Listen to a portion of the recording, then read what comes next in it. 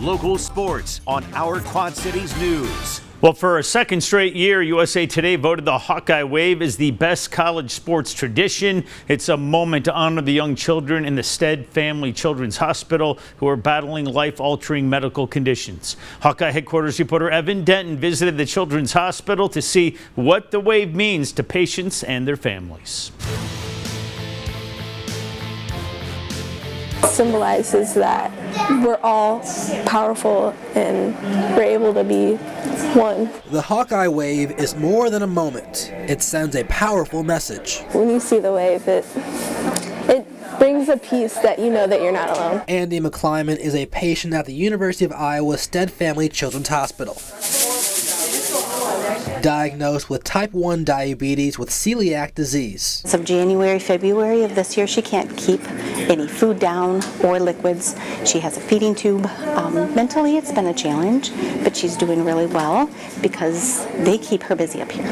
What motivates Andy through her treatments is the chance to watch her Hawkeyes play and see the wave. I cried. It meant a lot because they don't have to turn and wave. They don't have to come out here and support the kids.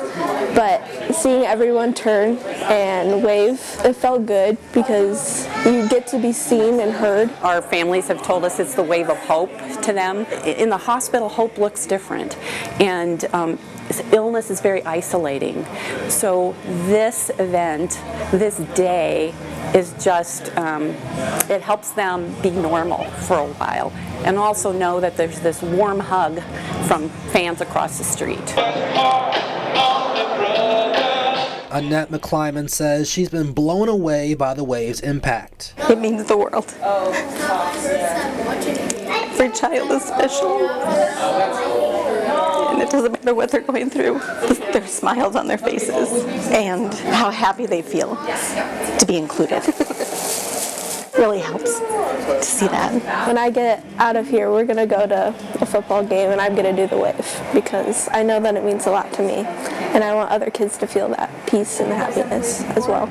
In Iowa City, Evan Denton for Hawkeye headquarters. Boy, terrific story. Thank you, Evan.